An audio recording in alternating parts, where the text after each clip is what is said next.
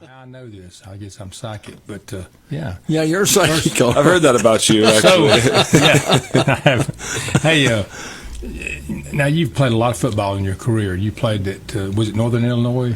Eastern Illinois. Eastern Illinois, okay. And you did a lot of road trips, and probably you'd go the day before, right? Yeah, most of the times we would. Obviously, the ones that were in state, Illinois State, Northern Illinois. Yeah. We'd Western Kentucky. We'd drive those ones, but Central Michigan a couple days before. We went to Hawaii my senior year, so that was left on a Tuesday, I believe, and got out there. Went to Central Florida, played against Dante Culpepper. Oh yeah. That was obviously a long road trip, but yeah, I mean, just to get acclimated, especially when you're doing time changes like that, is a big thing. And then long road trips like this, I mean, we weren't foreign to those by any means, but you got to get there early, stretch your legs out, you know, kind of. I guess that's what I'm getting to. This is a long trip today. When you get off that bus, it takes a while to get your legs going, even though you're a teenager and in shape. Yeah. And it's just one more obstacle you have to face. Absolutely, yeah. Yeah, but we're going to treat it like a long chalk talk. You know, we're going to walk and talk on the bus, you know, make sure the kids' heads are in the right place. You know, everything these days is online, so we use a program called Huddle, which is pretty much what most of the high schools in the country use. It's how you share a film these days. You know, there's not you don't have to go to the bus station. No, I was going to say there's not that stack of, you know, the youngest brother's bedroom is dedicated to VHS tapes, you know, with mailing stickers and everything on one side, you know. No, those days are gone.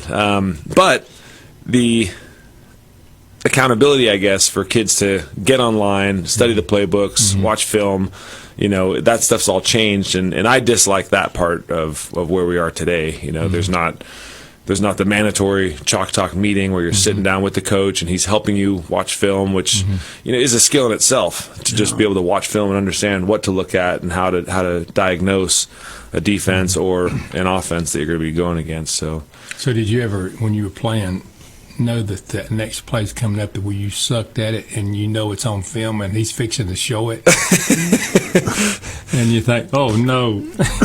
Yeah, that's the hard part about playing the quarterback position is, you know, and I was telling our quarterback Thomas Bruner and Aiden Mosqueda that, you know, there's some plays that I felt relief when coach would call them because, one, you knew you were going to execute it well or it was one of your good plays, or two, a run play comes up and it's like, oh, now I don't have to drop back and think and read and all this sort of stuff. But you can take advantage of pre-snap reads with a run play. You can see how the defense is playing, how they've lined up on you. Was coach telling the truth all week about, hey, this is what these guys run. This is where they look like they're soft. And so it's one of those things where, you know, you can take a little bit of a physical break, but mentally you should stay sharp and get a good read. So it's they might help you with the next play by seeing what they did on that play. Right. Yeah. Right. Sure. And so that's what our goal has been with these kids this year, is to just increase their mental awareness in football. You know, raise their football IQ, and that'll help you play with confidence, like we talked about the last time we were in here. And it took me up until college. I faked it for a long time, and got to the right junior college with the right coach who was a mastermind at architecture for quarterbacks, and he helped me develop a checklist. And he said, you know, you need to have a checklist of things that happen every single play, after every play. Referee spots the ball, you hear that whistle, the clock is ticking, so what do you think is important to think about? And obviously you try and impress a coach, so I write down 7 things, and he's like, 25 seconds, Anthony. Oh, maybe not 7 thoughts then, but you know. And you were talking about Patrick Mahomes last time, how he has eight reads that he has to, and some of those things become so natural when you just flow through your checklist. So I've talked to our guys about it. Every position should have a checklist, and you go through those things in, you know, fractions of a. That's probably my mom. Hey, son. So proud of you. Fractions of a second, you know, each checklist item, but to me the most important ones were down and distance, hash mark, time on the clock, and from there your playbook can shrink from 60-something 100 plays down to 10 or 5. Yeah, sure. You know, you're not going to run all streaks when you're 5 yards going in to score. If you're backed up on your goal line and it's third and short, you're probably going to try and go for that first down. So just having that mental awareness of what's coming up can really help you out and take that guesswork out of the game, which is most important. Kids if they're guessing, then they're probably going to get beat off the ball, beat off the line, beat by the defensive back, or quarterback's going to short set his drop, and that pocket will collapse on them, and you're just kind of like, you get into that panic mode. So teaching our kids that awareness is, I think, one of the most important things before you can really get into anything else. So what players stand out so far to you that think, oh man, this guy's better than I thought he was going to be? Or you got any players like that absolutely stood out in your mind that Yeah, definitely. Our starting core has been impressive. Thomas Bruner, who wasn't planning on playing quarterback. Sheldon Serrano was basically like, well, I'll do it, coach. And I said, that's the attitude we have to have. Someone's going to step up, take the helm. But I'd been advised from a few people that, Thomas could probably play some quarterback, and so I asked him, and he said, yeah, I'll give it a shot. And he's done a lot more than give it a shot. Really? He's actually been pretty impressive at that spot. So he's very aware. He can pretty much answer anybody's question on the field, which is what you want at the quarterback spot. I hope he feels the same about me, but I wish I'd had a couple years with him prior to this juncture, but he's got one go at it, but he's definitely got college potential. And then Sheldon Serrano at tailback and middle linebacker, he's just a beast on the field. He can play at a pretty different level than other people, which I think can help inspire some of his teammates and peers. Brian Turner's been impressive. He needs to get his head in the playbook more, but learning a new language, like I've said from the start with these kids, that everybody grows at different rates and speeds, mentally, spiritually, and physically. So, Brian's physically gifted over most of the kids around him. But like Thomas Bruner, you can tell he's got his head in the playbook all the time. Aiden Mosqueda has been dissecting the playbook. When I look at huddle and see the activity amongst players, he's on there literally every few minutes, every day. So that's good. Physically he'll come around. And we just need more depth. We've got a couple kids that have never played football before, and they're freshmen. And so the one thing that I want to help them understand is, one, the pads and the gear that you're wearing is billions and billions, if not trillions of dollars of technology, that's been evolved over 100-something years. So believe in it, utilize it. You're not a weapon. You don't use your head to lead with tackles. But I was saying yesterday in our kind of mid-practice talk that it's a game. And if I had said, hey, guys, I'm having a barbecue on Sunday, let's go hang out, bring a football, we'll throw the ball around, have some fun, and turn it into football. That way, kids play kind of carelessly, they have fun, But once you put pads on, for some reason it becomes more serious, and people get a little bit more timid when it comes to contact. You got to treat it like a big old pillow fight. Those pads are pretty special pieces of equipment, and it's... So I've always just kind of been surprised by that. Even in my playing days, you get these big tough guys, that are in the bathroom throwing up before the game, and you get out there and they're kind of soft. Yeah. So it's it takes a special mindset, to excel at the game. So it's fun to see that. So when you look back at your playing career, and if you could tell these guys today, or somehow these guys could understand that very next play that you're playing might be something you'll never forget. And it happens. I don't care how many years go by, and I'm a lot older than you are, and I can still remember certain plays that I remember one time on a kickoff or a kickoff return or some kind of deal. I was on that team, and big, huge guys coming down at me, and I just decided at the last minute, man, he's not going to run over me, and I just hit him and knocked him flat on his rear end, and he was 30 pounds more than me, Yeah. But so if you treat every play as if it's something you're going to remember, might as well make it a good memory. Absolutely. Because you might never forget that play. Yeah. Yeah, and some of them set the tone for your next game, exactly. your next step in life. I mean, I remember high school we were playing Jesuit, and we'd had this new rivalry that we were building, right? I think we'd received their principal, and so we started doing this fall and spring sports, trophy, stuff like that. And so football, obviously, most schools is the biggest game that you got going on. And Jesuit was awesome. They're just north Sacramento. I mean, they were powerhouse for a long, long time. And we had just kind of started figuring ourselves out, putting together a winning season for the first time in a number of years, our senior year. And here we are playing them at home. And my dad and I charted it one time. And it was, for example, out of 50 pass plays that were called that day, I think I was knocked down to the ground like 47 times. I was the dirtiest guy on the field. We hung with these guys. We get the ball, last possession, fourth quarter, which for me, growing up in San Francisco Bay Area, wearing number 16, it's like, I've got shoes. I got shoes to fill, right? Yeah. I've got this. No pressure. Right. Yeah. No pressure. But this is what I wanted out of this whole, mentality, this mindset, this. Joe Montana's been my idol for a long time. Yeah, give me the ball, fourth quarter, last drive. Let's do what he does. Yeah, we're driving down the field. We get within the red zone. We're probably 12-yard line or so, and our senior tight end John Antonini runs a little hook route over the middle.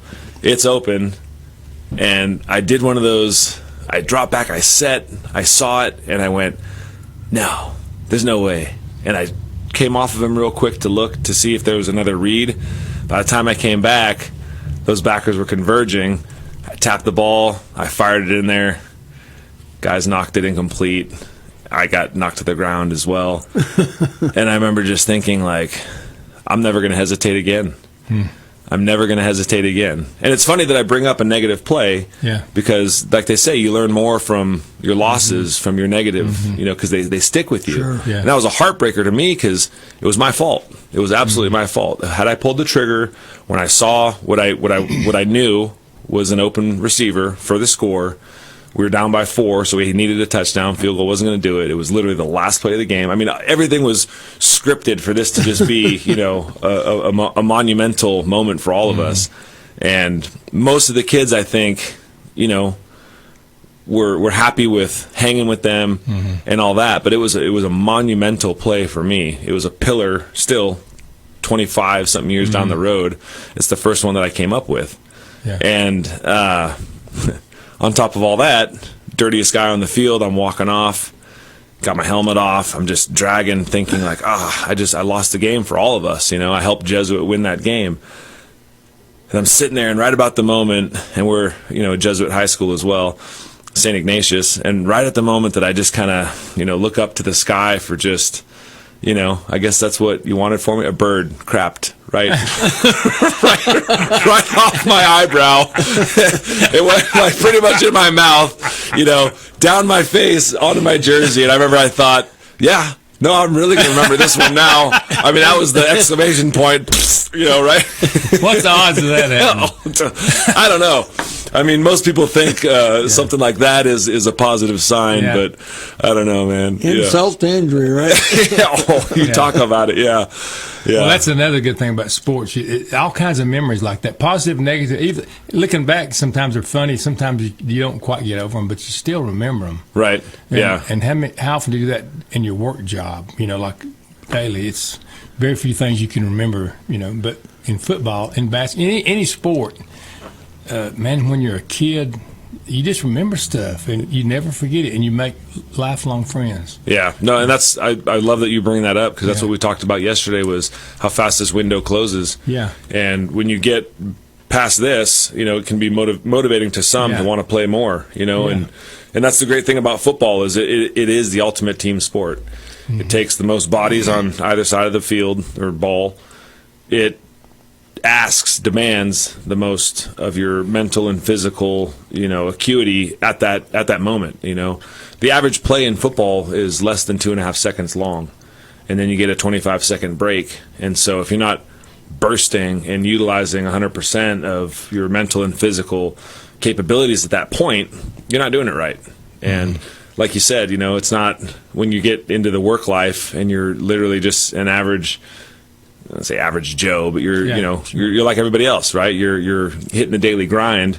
You know, it's not like, man, I drove that truck really awesome today. You know, that was a great. I held 65 miles an hour like no one's business. You know, I'm the best. Yeah. You know, it's these moments that you remember. You know, being in the trenches with your team and your peers, and you know the blood, sweat, and tears that just they create lasting memories. Yeah, it's great. And maybe for somebody out there that wants to play and all of a sudden thinks, you know what, I only have 4 years, I only have 3 years.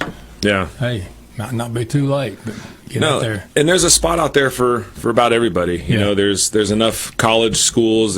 I went to junior college just because I didn't feel like I was ready to go to a 4-year school and you know, compete.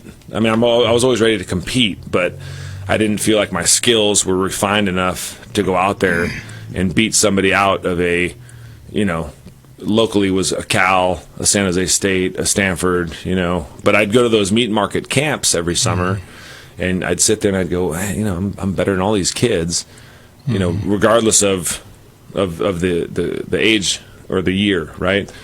I was one of 2 or 3 freshmen at Bill Walsh's Stanford camp that were invited up to the senior group to play with them, and that was something to me that was, when my brothers and I were throwing footballs around, you know, in the parking lot of Candlestick or at home or down at the park with my friends, you know, yes, I knew I was better than everybody else throwing the ball, but how does that apply? You know, it could be a rock and a floating stick. Like, you know, how does that apply to football? Yeah. If you don't know what to do with it, when to do it, you know, or pull the trigger to John Antonini against, you know, there's that memory again. But I mean, some people have great arms, but they can't hit nobody. Yeah. You know, it's just the good thing about sports. So you have lasting memories, right? And also sometimes you find out that, hey, you know, just because this team is from California, this team is from Fairfield, they have a great program. That don't mean that they're Superman. No, you know, you can beat them. Right. You know, used to go to fast pitch tournaments all the time, and you see these teams that have the fancy uniforms, and you think, "Ooh, these guys are really good." You find out, you know, we're up 6-0 in the second inning. They ain't so hot. They just got good-looking uniforms. Yeah, they got good. Yeah, someone was good on the phone to the sponsor. And they take great infield. Right. But during the game, they choke. You know, so you know, Yeah, it's like Mike Tyson said, everyone has a plan until they get punched in the mouth.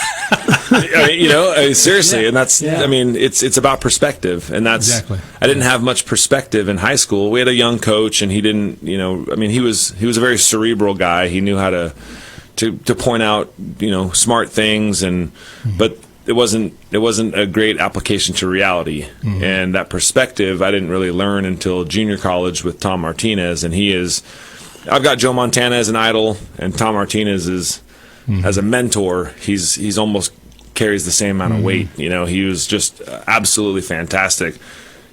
But the perspective that he instilled into us was, or at least into me, was, are there bigger guys walking the streets than are playing in the NFL? He used the name William Rofe back in the day. I don't know if you remember him for the Saints, but he was a left tackle that was like 6'8", 370. I mean, just a mammoth human being in the NFL, all pro. But are there bigger people walking the streets than William Rofe? Are there faster people than Deion Sanders?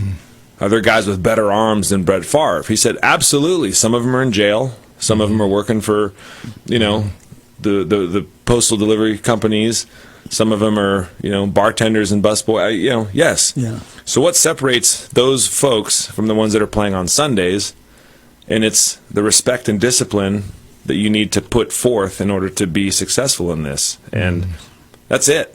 Yeah. You know, Jerry Rice, one of the best football players ever, was not very fast, was, you know, bigger than average when it comes to receivers back then, but the measurables, you know, 40 time, height, weight, bench press, things like that, you know, you wouldn't sit there and go, that's the best football player that's ever going to walk. Plus, he's from Mississippi Valley State. Yes, and exactly. From the get-go, he's down here. He's got to work. Yeah. But he didn't peak. Yeah. I mean, he was great in college, But he Yeah. wasn't, a Syracuse, Yeah. Florida State, Nobody Miami. knew who he was, except for the people who knew in the know. Yeah. And even then, it took a while to get on the radar with that. Yeah, and it was just, Bill Walsh saw that he was a great route runner Yeah. and caught with his hands. And that was two of the things that, in Bill Walsh's mind, that's what we need. We need consistency at route running, and we need people that catch with their hands, not with their pads. Yeah. And so you see him develop, and obviously had he gone to another team with a quarterback that wasn't Joe Montana or Steve Young, would he still become Jerry Rice? Maybe not the Jerry Rice that we know, but he still would have definitely helped his team. And, he ran about a 4.6 something 40, which some of our high school guys are, fairly close to that. Yeah. So it's, anybody can do it. Like we talked in the first time that we were here, football is accepted and rejected. People of all sizes, shapes, colors, it doesn't really matter. It's just, it's a folder full of rules. That's it. It's just a game. But if you respect that game, understand those rules, and put in the time and the discipline, and have perspective to this whole concept of what needs to be done out there. I mean, you can play for a long time and have a lot of fun doing it. Yeah. Hey, did you see the little interview with Tom Brady yesterday talking about Bill Belichick? I did not. Oh, I'll have to look that now, up. Right off the top of my list, I'm thinking one of what he would think about Bill Belichick. He left New England Patriots and went to the Tampa Bay Buccaneers and was very successful there. But a lot of people were saying, "Oh, Bill Belichick wouldn't have been nothing without Tom Brady." But they asked him, I can't remember who it was. He might have been driving in his car when they were talking to him. I can't remember. But anyway, he about started crying. Wow. He said, "What does Bill Belichick mean to you?" He said, "It means everything to me." Because he looked at Tom Brady different. Tom Brady was a guy who came out of Michigan, he didn't set the world on fire at Michigan. I think he only played as a senior maybe. But anyway, he was somebody that was pretty much under the radar. But, Bill Belichick saw something in him and brought out the best in Tom Brady. Absolutely. So he gave him all the credit. And I think this was part of the deal. Should Tom Brady have a statue or something, and Bill Belichick says he can have anything he wants. He's fine with me because look what he did for us. Yeah. But it was in the same respect. Tom Brady felt the same about Bill Belichick. I thought that was really good. Yeah, I need to watch that interview because I know Tom from high school. He and I both went to the same quarterback coach every summer, and that Tom Martinez was the one that just pounded fundamentals from the throwing perspective. He taught us that your arm is just for accuracy. So people, when they say, "Oh, he's got a great arm," well, they don't really know what they're looking at. It's in the hips and the legs, that transfer of weight. It's like throwing a punch in boxing, right? You don't see guys when they're boxing that lean backwards to throw a punch or come way out from the side. It's about compact motion, eliminating wasted motion. And Tom Martinez was just phenomenal in, blowing back from center, getting back there, setting up, gives you time, gives you vision, and you're going to get hit anyway. Sometimes when you make some of these throws, might as well complete it. Yeah. Might as well, get your name in the paper about what an awesome job standing in the pocket. But it also creates passing lanes. It creates running lanes, and like you said, Tom Brady, there was nothing special about him when you look at the measurables. I mean, you could probably, if you're retired, take a nap during his 40 time and wake up and see him still finished, I mean, it was awful looking. Yeah. And he had that, kind of saggy shoulder, wearing his boxers and, almost zero muscle definition. So he was nothing special to look at. He was very disciplined in his fundamentals, mastered the quick game, which gave him, longevity in his career. 20-something years. But the quick game in football, your hitches, your slants, those quick outs, things like that, that's like your routine grounder in baseball. That's your free throw in basketball. Those plays, those distances, those angles, they never change. From Pop Warner to, 10-time Super Bowl attendee. And, it's one of those things where that perspective of if you can master this craft and you can be smart. And what we always talked about at camp was football, it's a reaction sport. If you're thinking, you're too slow.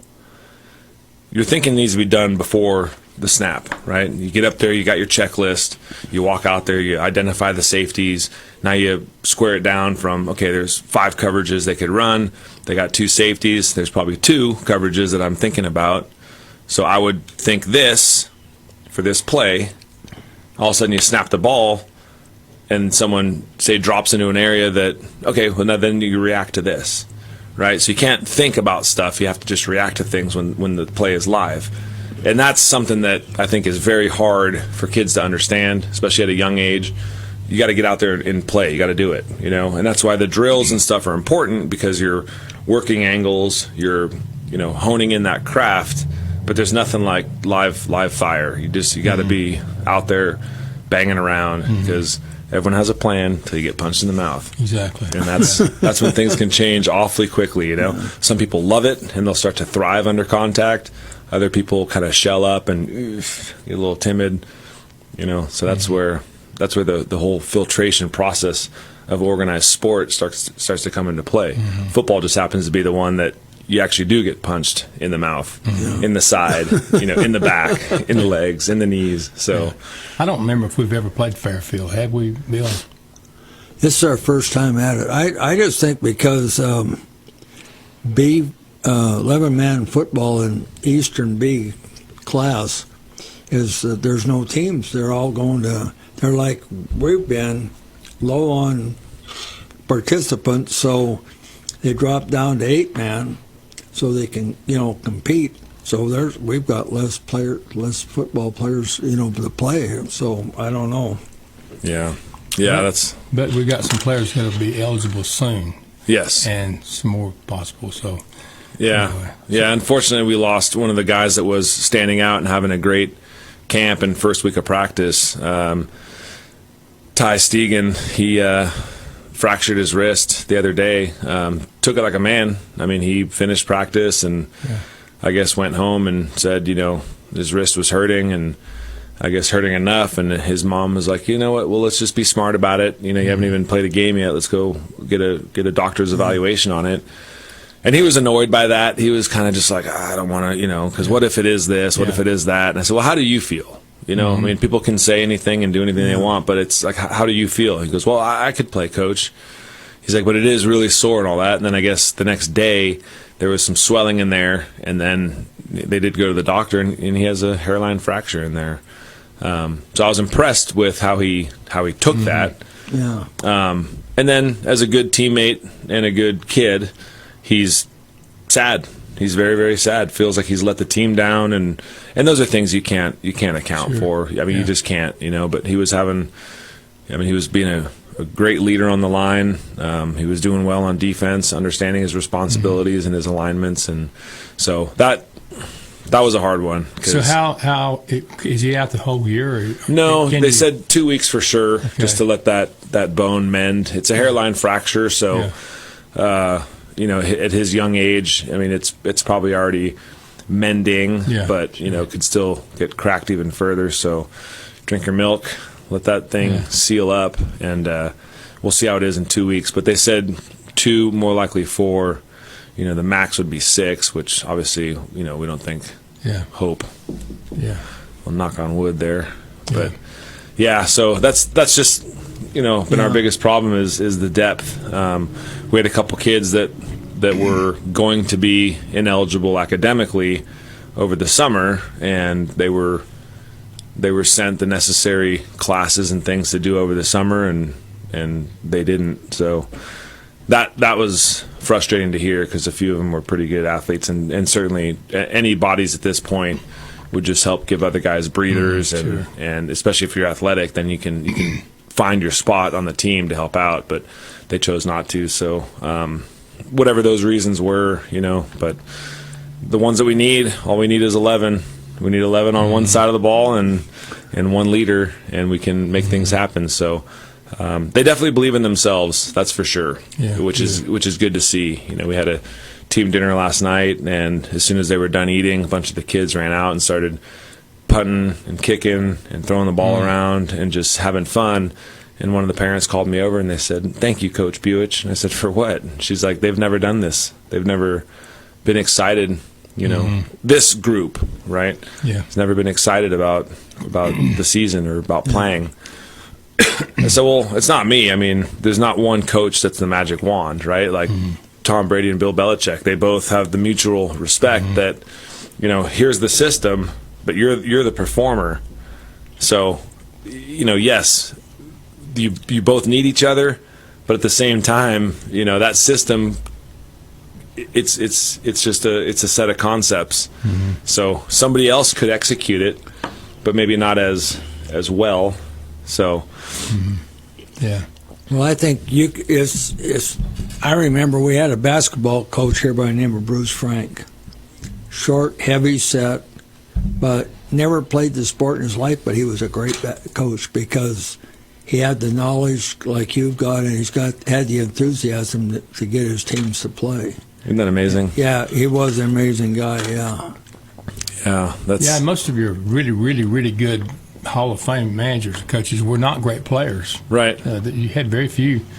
Ted Williams was not a great manager in baseball, was the best hitter ever probably played the game outside of maybe Ty Cobb, but was not a great manager for some reason. I don't know. But that's not to say you can't be a great coach. And, right. You're real enthusiastic and got that aura. Yeah. So that transfers on to the kids. You're if you go out there and we're this. That goes. I mean, you've got them enthusiastic. They want to play the game, and that makes them want to be better. Yeah. And they know you've been in the trenches too, and that makes a lot of difference too. They, you know, sometimes you look at a guy and say, I remember I had a preacher one time, and I looked at this guy and I thought, this guy's never done anything wrong. And I know he had, but, you know, he never gave off that. I just thought if he just cussed one time, I'd feel so much better. You know? Yeah. Probably has nothing to do with what we're talking about. But anyway. No, it does. It does. Well, hey, good luck to you. Thank you. I'm glad you're out here, and I know the guys are excited, and wish you well tonight. Thank you. Yeah, playing the Fairfield Flyers. Oh, is that what they are, the Flyers? Yeah, the Flyers. So we're going to go up there, and, you know, I told the kids on Wednesday, I said, regardless of what the score is, right, don't take that as a win or a loss. You know, we have things we need to work on. We've been out here honing in a few plays. We're not going to have a huge playbook, but we're going to have a variety of formations. We're going to do a few things very well. I said, but regardless of what the score is, achieve something, set some goals, and embrace those successes that we have. We get a first down. I mean, one of my goals is to get a first down in our first 3 plays. Yeah. I mean, that to me would be huge. Yeah. You move the ball. You know, Yeah. I've talked to our quarterback, Thomas. I said, you know, yes, when we call some of these plays and there is a touchdown option, there's a first down option, there's a check down option, think about the psychology of the game. Take that easy throw. You're not throwing it very far, especially early in the game, right? The defense can pin their ears back, make a mess, kind of disrupt things. And if you get panicky and roll out and then throw the ball away or get sacked, it's like, But if you take that nice, short, quick, easy throw, you've completed a ball. The lineman's been rewarded for not getting you hit, getting the ball out there. Now the running back's made a catch. You've completed a ball. And what happens if he turns around, plants that guy in the face, and breaks one? You know, there's a lot less variables for error the shorter you throw the ball. Guess it creates a stat, right? Right, yeah, it creates a stat, right? You're building some momentum. Now everyone's like, hey, like Thomas can do it. Coach was right. Like, I'm just thinking right now, like Ryan caught the ball and made a play, and it's put those balls into the playmaker's hands however you have to do it. And the further you throw the ball, the less percentage of completions you have. And like Coach Martinez would always say, every time you throw the ball, 3 things can happen, and 2 of them are bad. Right? Yeah. So, right? So help minimize those errors by just being successful. And it creates energy and momentum. And just like negative energy can be contagious, so can positive energy and momentum. So that's what we want to go for, is just playing aware. Right. Yeah. So, and momentum is, you can never see it, but you can feel it. oh yeah. And there's Big nothing time. better than good feeling of momentum. Absolutely. I've said it on the other end too many times too, but boy, when you have good momentum, and somehow or other you get more energy. Yeah. And you can't explain it. I got to share one from the other day. We kind of had a flat practice to start, and then it was our first day with pads, and we'd done some hitting drills, and I was happy that kids hadn't just shelled up a little bit. Well, then we go to team, and we're driving the ball against, we don't have enough to have, two sides, so we had defenders in the important spots, and our offense was, but basically a line versus a line, some linebackers out there, and then we threw some corners out to cover receivers. And we're driving the ball, and defense won that day for sure. We still were pushing offense because we had to work some stuff, but we came down to, it was 8:05, and it was, all right, guys, this is the last play. It's 3rd and goal from the 20 because we'd had a few negative plays. I called right 92. So right is our base formation, 90 is our quick game, and 2 is telling the receivers on the outside to run quick slants. And I said to Thomas, I said, in the future, you guys shouldn't have to communicate this, but the last few plays I've seen the cornerback lining up short and inside of the receiver, literally standing where you would run a slant to. So don't take yourself out of the play, but in our quick packages, if someone is taking away that route that's called, you should adjust to a fade. Yeah. I said, so tell Craig if Ethan lines up short and inside on him again to convert to that go. So here we are, last play of practice. Everyone knew it. 3rd and goal from the 20-something. We get the look we want, and it's to our left side, the wide side of the field, so you got room to work with, but also technically the weaker side for a quarterback to throw to. And I said, remember, 1, 2, 3, throw. 1, 2, 3, throw. Don't stand back there and try and make it just 1, 2, 3, throw. If you get that look you want, it's going to be a go route. And Thomas threw a beautiful ball down the field about 18 yards, right in that window that you want, right over the outside shoulder to Craig. Caught it just about as he's crossing the goal line, Oh, that's cool. Yeah, yeah. And in reality, in a game, had that opportunity maybe not even existed because of, hey, we got to just keep working this stuff. But in that moment, it was awesome. It was absolutely awesome. And so, well, he knows he can do it now. 100%, and that's the thing, right? Yeah. And I'd have been satisfied with a good throw that was incomplete over the outside shoulder, a good route that the kid got open on. But it all came together. And to me, it was like, see, you can do it. Yeah. You can absolutely do it. Yeah. And practice should be harder than games, right? You're going against each other every day. You start to understand each other's body language. We're going to play. I asked someone the other day, I said, does anybody know anyone in Fairfield? They go, I've never even been there before. I said, great. So we don't know anybody. So you don't need to hold back on anything. There's no, I'm going to offend. No, okay? You're not going to barbecue with these kids down the road. Some of you may see someone like that in college down the road, and you'll chat about, tonight in the future. And that's the fun stuff that these kids can look forward to. Your memories. Yeah. So they'll sometimes one of your opposing players will remember something that you did or whatever that you forgot, but they remembered it. So it's good stuff. Yeah, my rookie year in Nashville, we were going around the room announcing the rookies, and my name got called, and I said, Anthony Buich, quarterback from Eastern Illinois. And this guy looks up at me, and he stands up, and he throws his towel and says, you knocked us out of the playoffs, you SOB. And he went to Middle Tennessee State, But I said, sure did. The Blue Raiders. Absolutely did. Yeah. So, but those are the memories that you just you can't take those away, and you can't put a value on them. Yeah, they're just awesome. I used to hate this guy that was a rival in high school in our county, and oh gosh, he was really good, and I hated him for some reason. I don't know why I hated him, but I show up in this class at Western Carolina University, and he walks in and he sits down right beside me. Oh gosh, and we end up becoming best friends, but. Yeah, he was a rival. Yeah. Well, thank you, Coach. Yeah, absolutely, gentlemen. You're a ball of fire, and we're looking forward to the season. Thank you. Watch these kids. Yeah, we're on the road tonight and then home next Friday against Big Timber. So, let's give them a good show both nights and just keep building something here. Exactly. 6 o'clock tonight. It's going to be an earlier game than originally scheduled. So 6 o'clock, 99.9 FM. Thank you, Coach Anthony. Absolutely. Thank you. Thank Look forward you. to talking to you guys again. All righty.